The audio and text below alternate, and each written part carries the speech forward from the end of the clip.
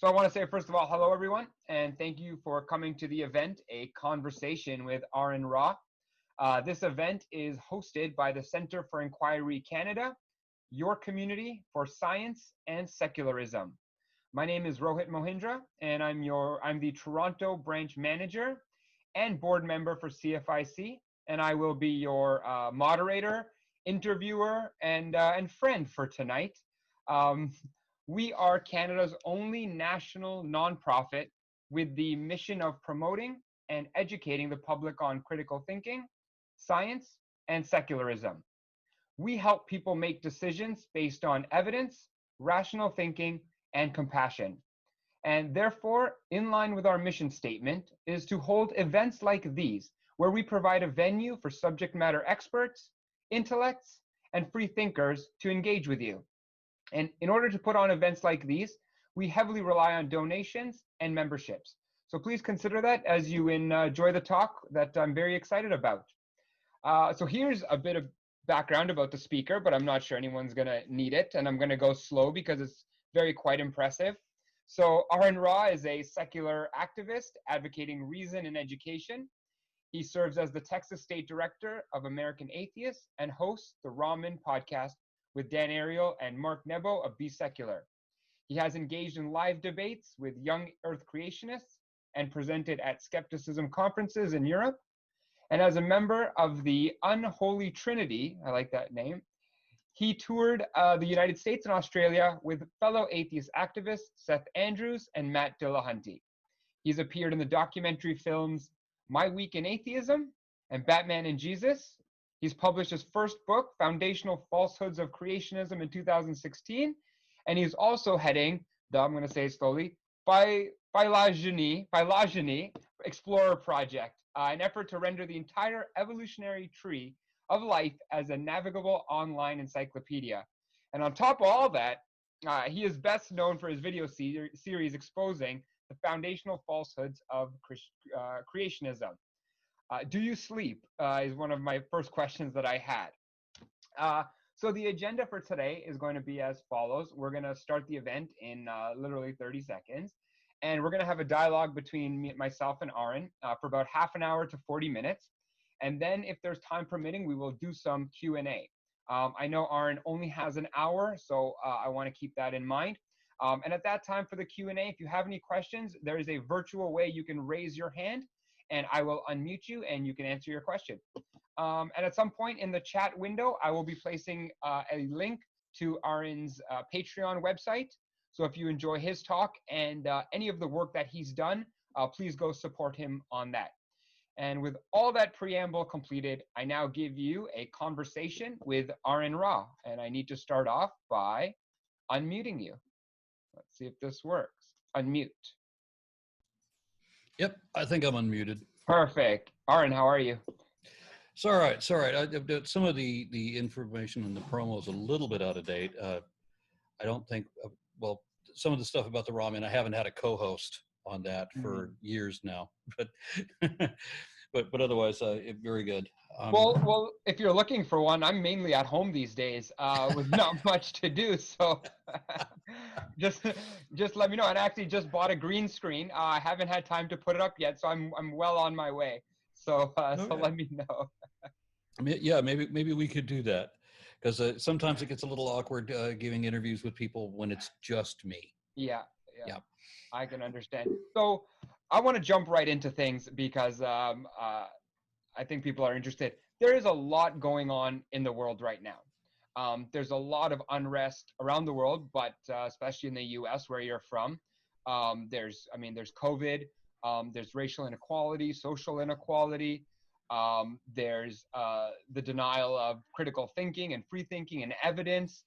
I mean, do you have time still to process all of these things? And as news is coming in and you're finding out what's happening in the world, where does your mind instinctually go to kind of see all these things from a critical thinking standpoint? It being an activist, if you're being a full-time activist, as I have been since 2014, this is definitely the best time to be a political activist. There's so much going on right now. I have very often, I've been out at protests and demonstrations and such. I haven't been able to go into any of the recent ones, and that's probably good because I really can't afford the time in jail, which is happening a lot. I mean, here in Dallas, after one of the peaceful demonstrations, a series of, there were people out on a bridge, and the cops blocked off both sides of the bridge and hauled everybody to jail. Everybody. Wow. Yeah, no kind of violence going on, but what can you do? I mean, so I haven't done much in the COVID thing as far as being out in the public. I had a lot of travel things that had to be canceled, Mm-hmm. which I'm okay with. I'm taking online classes at the same time. Uh, by the end of this next semester, at least, I will have a Bachelor of Science in Anthropology from the School of Human Evolution and Social Change from Arizona State University's Institute of Human Origins. So I won't Very cool. still just be an undergrad. I have to put the letters on the end of my last name, something for the tombstone, I guess. Yeah. I'm already doing what I would be doing if I had the degree. I'm just looking for the legitimacy, I guess, because there's so many people. There's so the many people alphabet that soup. I've heard of it as alphabet soup, where you just kind of get the letters at the end of your name. Yeah, well, I understand the importance. I have a huge amount of respect for academics, and there's a lot of people who are that are incensed that I'm not one myself. Yeah. I approached a biologist in one of these universities here in the States and asked him to take part in the Phylogeny Explorer project that we were working on. And I said I wanted to involve actual scientists to get, to have it, working as a tool and having them help devise it or, design and keep its functionality, because the goal is to be peer reviewed. And the guy seemed to be very skeptical of me. And I think he was angry that I didn't have a degree and I was working on a project of this magnitude. That all I did was secure funding and find the designers and such, find people to do that. Yeah. And he was upset. So there's probably the only scientist I know of that's criticized me at all has been because I didn't have a degree and I was working on this project. Right. And I've always felt that there's so many avenues to gaining knowledge and information. And I feel like you don't necessarily need the degree, but it's proof to others that you've gone through something, right? So if I'm interviewing somebody for, let's say, in my technical background, a programmer, and he can say, I've been coding for 10 years, 15 years, I don't have the time to completely vet his last 15 years to see, okay, how much knowledge have you gained? But just knowing that if he's graduated from something, it's okay. It's a quick validation that somebody has at least gone through something. So it's right. It might not give you the actual knowledge and information. It's really just a vetting process at the end of the day. And if we had a better way to do it, then we might not need that whole degree process. Yeah, and my scholastic career has been kind of crazy to begin with. I mean, I went to college a number of times, and unfortunately, because I was a very stupid young man, I went as an art major the first couple of rounds, commercial art, fine art, different schools, and not a lot of that carried over when I developed an interest in science exclusively in my late 30s. And in my life, I didn't envision myself as an artist anymore. The only job I got as a professional artist, honestly, was giving tattoos, which I was pretty good at, and which is a fun job. Yeah, that is pretty cool. But at the same time, it was putting me in a very strange environment. Yeah. So let's stay on that. Let's stay on, let's say your interest in science, and then you said that being at home because of COVID and canceling traveling. What's your take on COVID and why the U.S.'s case is soaring? I mean, why is there such a denial of the evidence? Some states more than particular. I mean, being up here in Canada, I mean, we have running jokes, which is, you don't want to end up like Florida, and we see things constantly. Where, in your opinion, does that stem from? Why is there such a big resistance to following the expert advice? It is a strange thing, isn't it? I mean, my country seems to hate expertise. Yeah. We're the leaders in the world in the Dunning-Kruger effect. And there are some things, when people can grasp them, that when you have emergency situations, you actually see, contrary to what all the movies depict, people running around screaming, running over each other in panic attacks. what generally happens in a real disaster like this is that you actually find the best of humanity under most circumstances. But with the pandemic, unfortunately, it comes in the invisible form of the too small for you to see. Yeah. And so people who believe all kinds of things you can't see and can't prove have chosen not to believe this thing that we can demonstrate to be real. Right. And I don't know what the hell the issue is with that. I've spoken person to person, face to face, with people who think that that this pandemic is a hoax. Yeah. Perpetrated by who? For what reason? You know, I mean, you've got Republicans and Democrats, conservatives and progressives. Everybody's talking about this thing being real. Every country in the world is infected by it, and people want to deny that it's happening because they want to deny responsibility. They don't. Funny thing about the conservative perspective, they don't want to admit that change happens. Mm-hmm. They don't look at history. I mean, they'll proudly tell you that, you know, if you don't know your history, you'll be doomed to repeat it. Yet every century or so, we have a serious pandemic, sometimes multiple pandemics a year, and a significantly bad one every century or so. And like 100 years ago, it was the Spanish flu, which, by the way, wasn't Spanish. It came from Kansas and spread worldwide because of World War I and killed, you know, millions of people and everything. Here now, for the first time ever, we have these global pandemics in which we have jet travel, so that a disease can get everywhere in a hurry. Yeah. And I'm mystified that people will talk about herd immunity and think that that's the resolution. Herd immunity just means, in a normal circumstance, herd immunity means that a whole lot of people have to die unnecessarily before you have so many people with the antibodies built up in them that the disease doesn't find new people to infect, right, until it eventually wears out. You know, right. And what I mean is that if there's nobody to affect in a given area, then the antibodies are dead in that area, or that was, I mean, not the antibodies, but the virus. You know what I'm saying? If we were to use the masks and the hand sanitizer and the social distancing, if we were going to use those three in conjunction responsibly, we could have defeated this thing in 2 weeks, months ago. So tens of thousands of people didn't have to die. And now we're so far beyond this point that we're going to have many more tens of thousands of people are going to die. Yeah. Because people insist on not.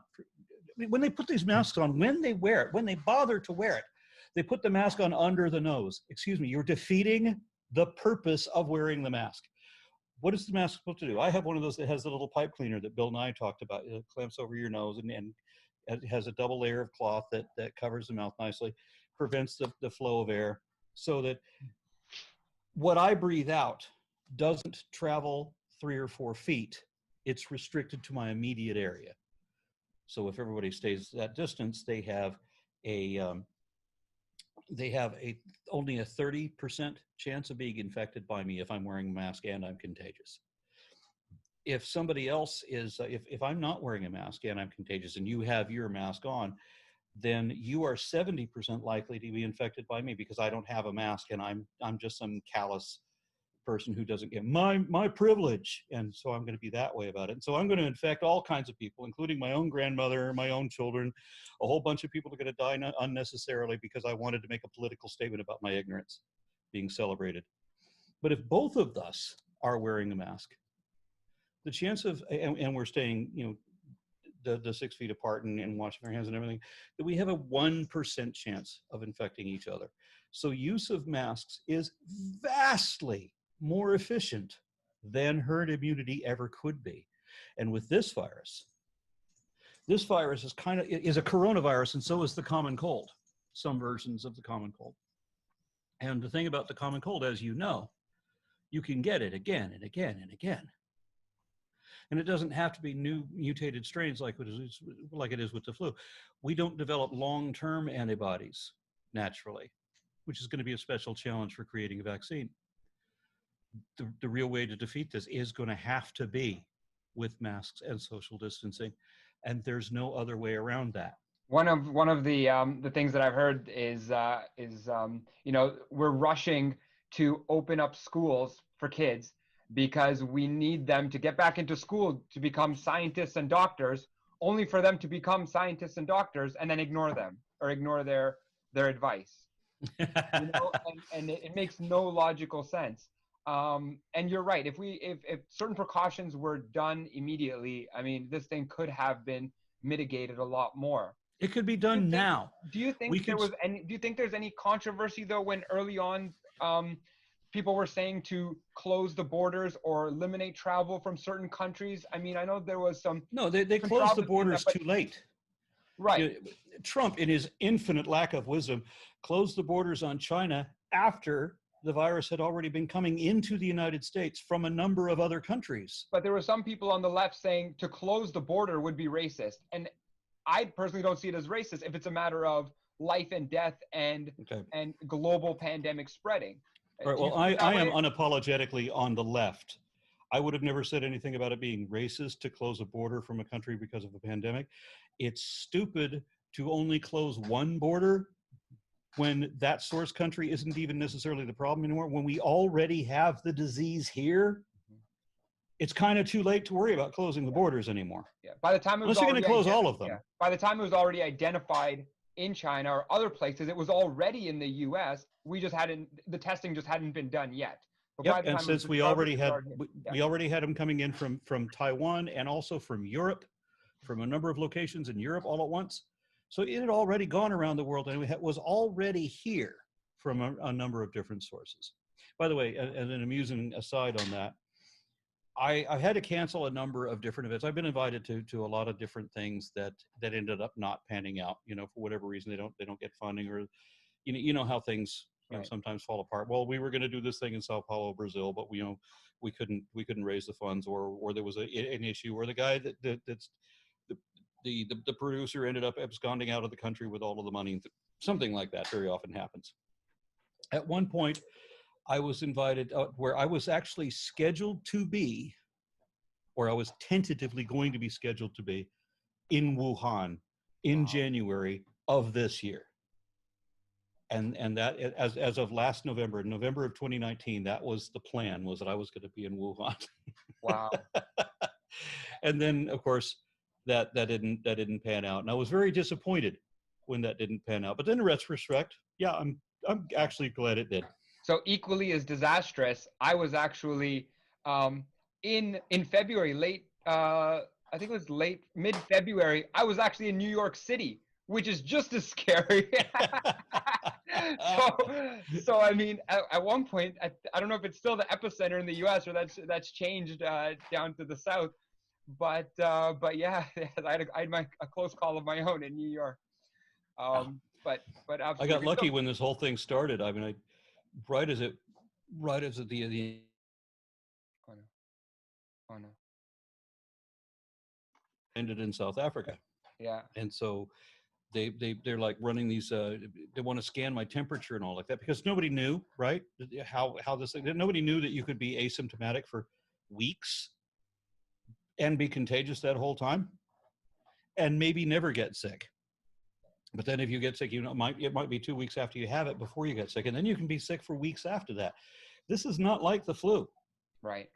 It's not just 10 times worse than the flu either, or 10 times more deadly. I mean, in a lot of ways, it's a whole lot worse. Right. If you show symptoms, those symptoms can be a lot worse than the regular flu-like symptoms. And with the flu, you might complain that you'd be out of commission for 4 or 5 days. Imagine being out of commission for 4 or 5 weeks with this kind of shit. Yeah. So, I mean, you explain things so nicely, right? I mean, it's clear as far as the efficacy of the masks and distancing.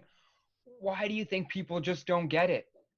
I mean, they don't want to change. There's religious people that get it too, but there's also religious people that don't get it. And then there's your civil liberties people that get it, and there's also civil liberties people that don't get it. It's such a mix. And I mean, does it really stem from critical thinking? I mean, and the lack thereof? I mean, there are people in the skeptics community that I've had to argue with that have just a base hatred for the fact that anybody has, and I certainly don't mean that this is isolated to the skeptics community. I mean, this is just across all demographics, but it also includes some skeptical thinking people. there was a friend of mine that did some of the best skeptics conferences I've ever been to, but he now rails against why everyone is so scared of this damn virus and why should he have to wear a mask. And I can't believe that I have to explain to him. Yeah, a lot of times I've found people are just citing the death rate or the death count or mortality, and not factoring the total picture of how many people are being admitted to the hospitals. They're having life-changing health issues that are coming up, right? The strain on everything, the strain on the economy. It's just, and they're just looking at the metric of how many people have died. And And here's a beautiful one, you know, because people say that they have their pants on and yet you can still smell their farts. So what is a mask going to do? I'm sorry, but look at the construct of methane. Yeah. Right. The carbons and the oxygen. It's a very tiny molecule. Right. What is it? Four atoms, and that's it.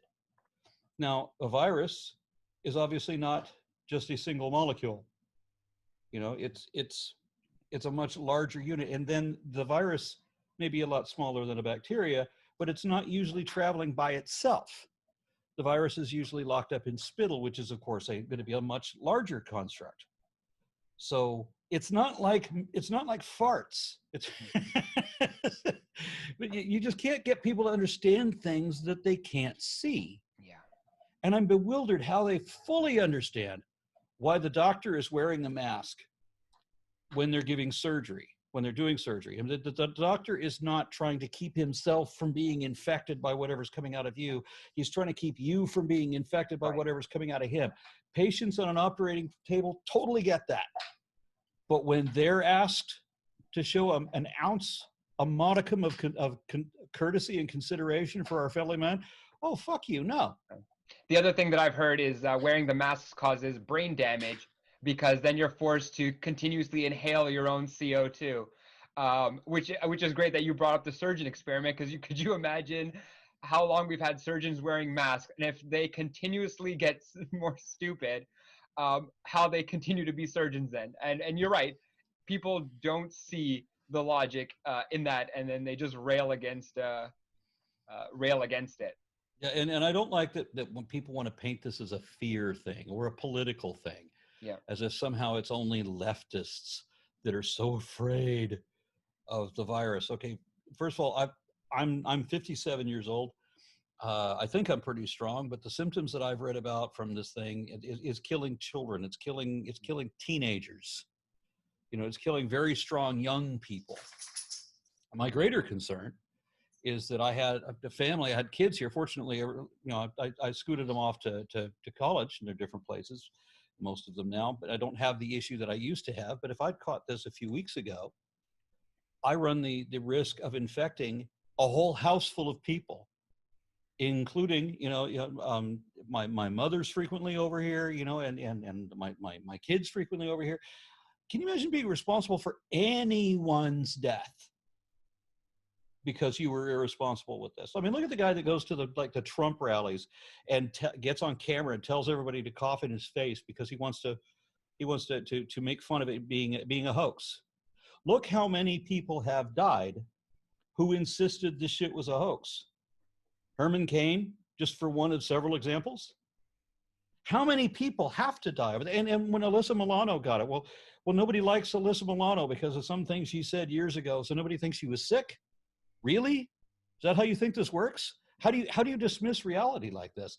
And then people want to tell me that hydroxychloroquine is a cure, even though the studies say that it isn't. But they have this one study that says that it is, and this other study that came out after it that said, no, this is bogus. Mm-hmm. And then when I present Dr. Fauci, who Trump is still promoting, Dr. Fauci says, no, that study is bogus. Hydroxychloroquine is not a cure, and it's not even a sufficient treatment. Oh, well, then that's fake news. Really? Fake news? The video of the guy giving a congressional testimony that is available across all news sources was what? Photoshopped? What the hell was it? Was it CGI graphics on this? Is there really a Dr. Fauci, or did they just do like they did in Star Wars and put Emperor, put the Grand Moff Tarkin up there and it's a CGI when the guy died decades ago? They can do that now. So all news is fake news, right? Even congressional hearings. So they can fake a video. where Fauci says something he didn't really say, and somehow not just in the news media, but somehow none of the lawyers, none of the litigators, none of the legislators, nobody knows what really happened. Yeah. And I don't understand. How can people be so damned credulous? Especially when you have people, like you said, preachers saying, cough on me and I won't get it. And then when they actually die, that still isn't enough proof to convert everything, to convert the other people, or at least let them know what's really happening. Look at all the faith healers who convinced people that they could cure cancer on stage during their tele-evangelical things, who then died of cancer themselves. Yeah. Oh, really? You're really good at curing that. Look at all the faith you have, and you still died. Yeah. Look at all the people and not just one religion either. It's like across the board. The Muslim. There was a Hindu guy that I read about that was going around kissing people to disprove or to dispel this curse, as he thought it was, and he's dead, right? And so there was another an evangelical Christian in Africa who did the same thing. I mean, he had this this huge evangelical thing, and then, but he's curing people of this disease, laying hands on them, because that's a brilliant thing to do, and now he's dead. But nobody pays attention to this because everybody thinks it's propaganda. Yeah. They all think that the reptiles from the Illuminati are all behind everything. Can we ever overcome this? I mean, you've been in this movement for a very long time.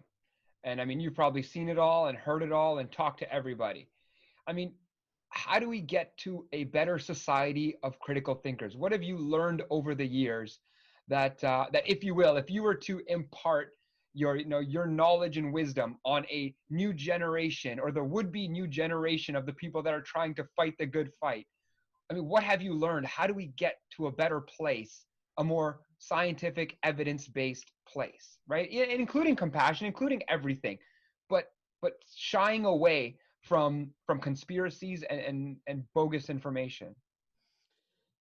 I know that there are people who want to they want a dramatic change in the way things work, and they seek violence as the way to do that. They're like, I've seen some propaganda that that everybody needs to go out and get a gun and invest in their First Amendment rights because we're about to have a civil war when Trump loses the next election, and this is the way that they think they're going to fix things. But by fix meaning break more, make it even worse.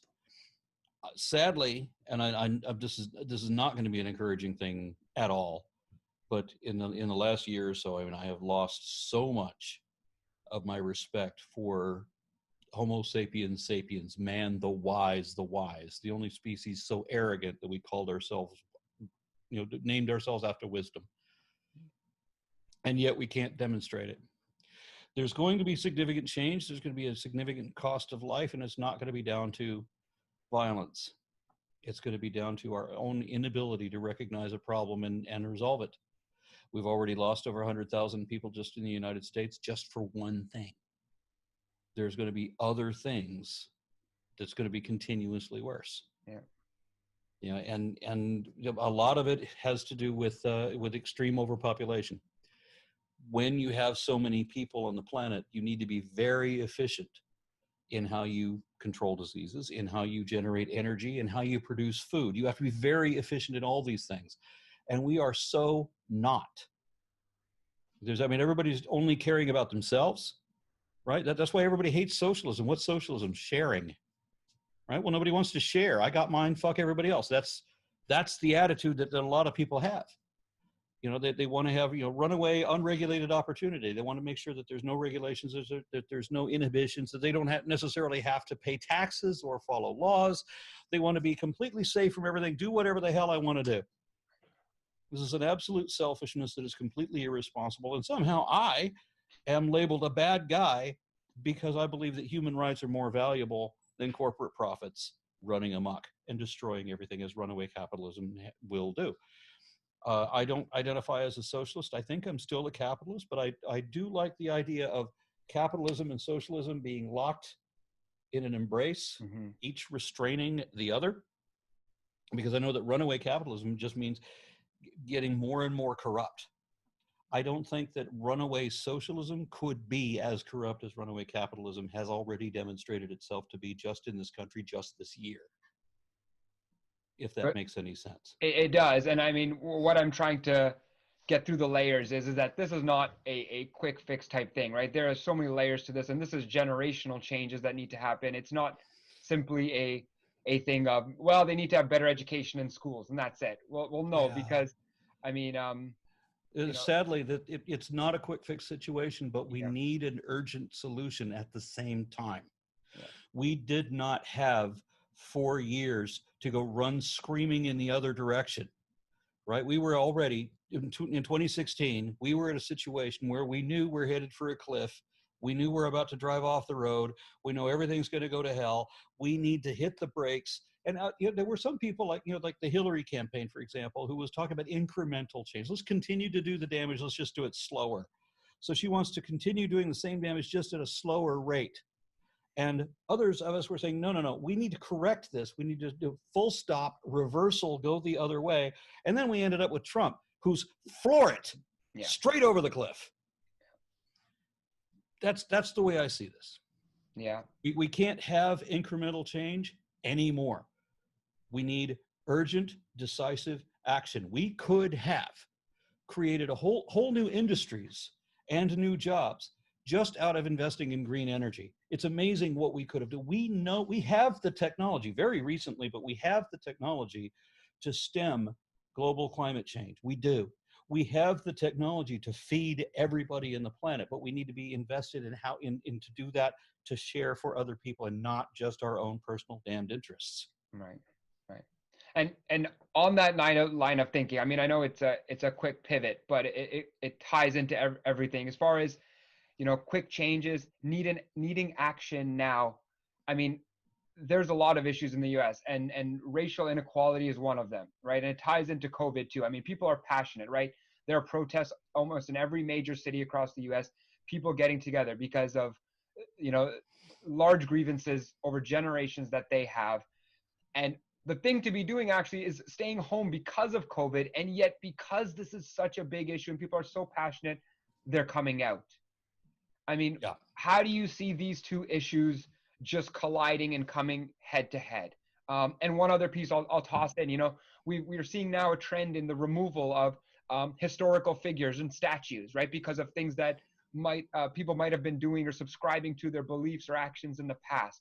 I mean, is there a case for, putting up a statue of somebody just to remember the good side, or do you take all of it? And then one other thing I heard was, you take somebody like an artist. If a musical artist has done something bad, can you still listen to their music and support their music, or do you throw, the baby out with the bathwater, so to speak? So I know that's a lot, but I know you got a lot in you and you'll probably talk. So I'll let you loose with that. Well, fortunately, no, I was never a huge Michael Jackson or R. Kelly fan to begin with. Right. But I think I could still appreciate art, and I would rather probably not know that the artist was a complete shit. I think I would rather not know that, but I don't think that it would really, when it comes to some types of art like architecture or whatever, then I wouldn't necessarily care about that. The problem that I have with the United States is that we are so unbelievably slow at learning. Mm-hmm. I mean, we were able to brag at the point that I was born, when I was a little boy. I mean, we were the most progressive country in the world. We were inventors. We were producers. We were innovators. We could brag. We got some shit done. We had some of the greatest schools in the world. We had some of the greatest scientists in the world. We had the greatest advances in the world. We had the highest quality of living because we had the most robust middle class, which is the key, which we've completely walked away from. They now want to just destroy the middle class and have everything be the haves versus the have-nots, so that we are effectively a third world country again. That's the way that's going. But we are so slow at learning anything. I remember when being a little boy and realizing that American Indians weren't from India. And why are they called Indians? Because Columbus thought he was in India because he's an idiot. And why do we have like Columbus, Ohio, and why do we have the country of Columbia? Why do we have Columbus Day? Columbus was arrested by his own people and sent back to Spain in chains because he was such a terminal dickhead to everybody, that he was this anti-humanitarian prick. Why did it take us hundreds of years to figure out what his crewmen already knew? Why did it take us so long to realize, hey, why are we calling these people Indians? They're not from India. It's a little awkward to go back to some of the places I've lived, which are like, I've lived very often right on the edges of the Navajo reservations. And it's hard, when it's strange for me to see people who are comfortable calling themselves Indian after I've personally been to India. That, that causes an issue in my mind.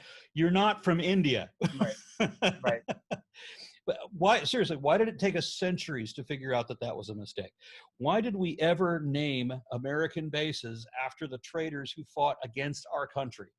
Why did we erect these giant goddamn statues to people who not only hated the United States and everything that it stood for and everything that we were supposed to believe in, but who also used the Bible to advocate for slavery and to justify racism across the board?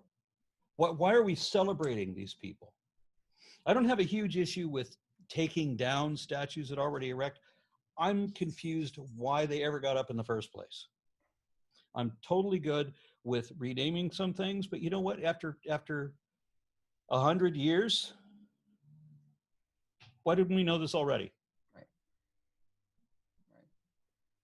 Right. And you know, I mean, it's almost like it took a pandemic for us to realize how important healthcare is, how important scientific research, how important germ theory is. You know, Do we know that?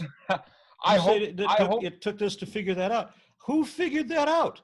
No, I'm saying.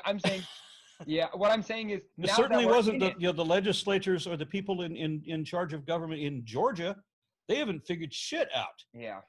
In the first day, letting the kids back in on a mask optional policy, Yeah. they already have to quarantine classrooms, whole classrooms, because one kid shows up with coronavirus. Really? You think one kid? You think that's a problem?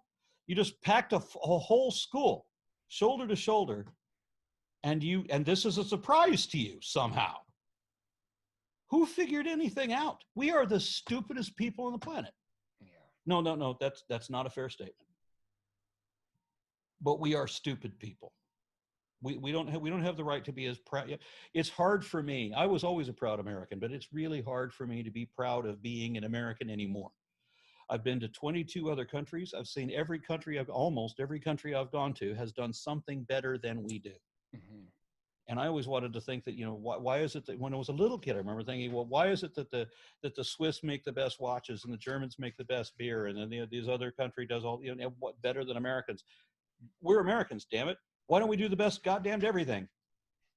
But because we stopped being producers, we stopped being innovators, we stopped being, you know, intelligent frontiersmen and pioneers.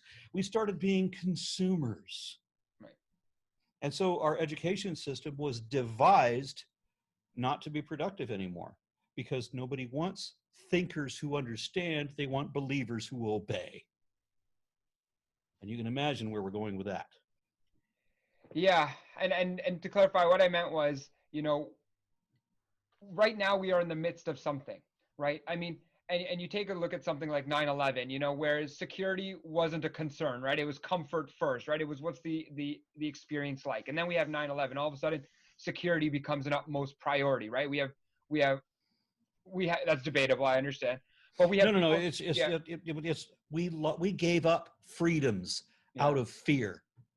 We went from give me liberty or give me death to let me sacrifice my freedoms out of fear.